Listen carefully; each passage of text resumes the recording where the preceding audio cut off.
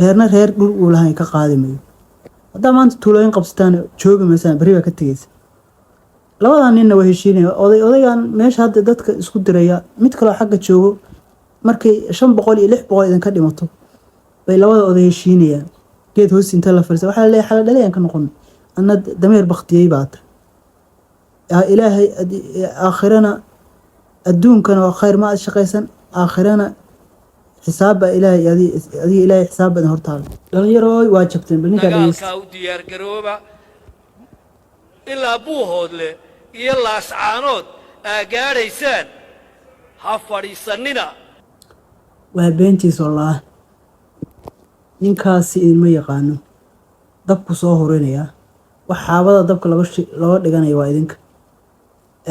ninkaas wuxuu hurdaa gurigiisu iska raaxaysanaya hoteeladaas iska baashaalaya abba shaar cad soo xiranaya waxa meesha ku leeyanaya waa idinka.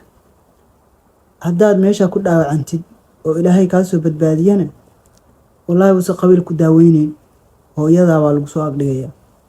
dhalinyarada inta badan hooyaa soo wada kurstay waa garanayaa wixii soddonka iyo ka yar marka hooyadin baa lagu soo agdhigaya.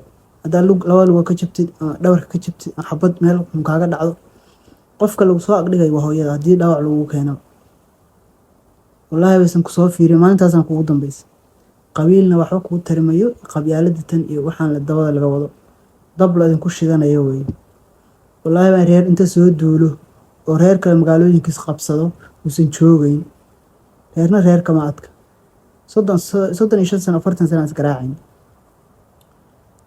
waana kala adkaan weyne. marka adeerayaalow beentan iyo waxa kan niyadda ku dhisayo social mediahan iyo waxaan taa iska daysaan waxaad ka dhimanaysid waa hooyada. waxaad haddaa dhaawacantay u dhaawacmaysidna waa ayada. haddaa dhimatidna cid kaama dambayso. laba beri baa lagu hadalhaynayaa neef baktiyad walaaika kal ancaam bal hum adallu wali kuwa ilaahay sheegay baad xayawaanka la qaatayo ayagu marka iska dhintaan waxba cid u raacan maysid. laakiin adiga haddii aad cid dishina dhiig bil aadan baa gashay dhiig muslim baad gashay waa aakhiro meeshaad galaysa ilaahay baa. haddaa noolaatid oo dad inta soo dishid noolaatina waxaad ku nooshahay nolol kharaar baa ku noolaanaysa. haddaa dhimatina khaatimo xumaa ku dhimatay meel xun baa kuu dambaysa. waxaad ka dhimatayna waa waalidka haddaa dhaawacatay u dhaawacatayna waa hooyada iyo waalidka. wallaahi san qabiilku soo fiirin dhakhtarna ku geynin ha noqonina baalaleyda oo kale. baalaleyda markii habeenkii dab la shido saa ugu yaacda baalaley ha noqonina balaayaha u dhimanina ka jooga. dhalinyaroy dantiina garta wax aad isku leynaysaan ma jiraan. waagi hore Soomaalidu way isleen jidhayo geel iyo waxay isku leen jireen fardo iyo gabdhaha ay isku leen jireen waxbay soo kala dhici jireen ama gabdhahay soo dhici jireen soo kala afduuban jireen geel bay kala dhici jireen.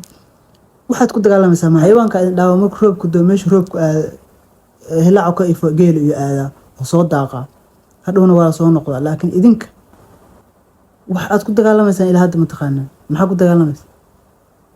dhulkan waa wada deganeeda weligiina waa wada deganaanaysa waana wada deganaan jidhay.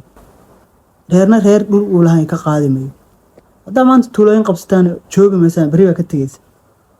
labadan ninna waa heshiinaya. odaygan meesha hadda dadka isku diraya mid kaloo xagga joogo markay 500 iyo 600 idinka dhimato bay labada oday heshiinayaan. geed hoos inta la fariisto waxaa la leeyahay xala dhalayaan ka noqon anna dameer baktiyay baata ilaahay aakhirana adduunkana waa khayr ma shaqaysan aakhirana xisaab ilaahay adiga ilaahay xisaab badan hortaada. allahumma hal ballaqtu allahumma ma u sheeg wargaarsiiye mudaqadaha uga rida u sheer gareeya dhalinyarada meesha isku leynaysa oo meydka aan xurmaynayn oo qofka dhinto meydka ku tumanaya meydadka gubaya birbiraynaya wax amooda yuhuud iyo islaam inay meesha ku dagaalameen. waa dad walaalaha isdhalay oo muslim wada sheeganaya wax sayay dadku Soomaalida weligeed isleen jiray laakiin meyd lama diri jirin. meyd xurmo lahaa meydku birmageydada xurmay lahayd wixii dhan dhaqanka waa lagu gudbay. meyd baa la isku soo sawiraya waa lagu tuntuunay meydkan waaba dhintay maxaa isaga sawiraysaan waxaasna record meesha ku yaal weeye forever. caruurtooda 100 sano soo socota 200 sano soo socota ciyalka ugu tahay haddii ilaahay sii jinooleeyo wax rekoorka kuugu jira social media alla ordaysaan iska duubaysaan. marka dhalinyarooy xaabo dab lagu shidaa noqonin fakara waan u sheer gareeya u geeyey allahuma hal ballaqtu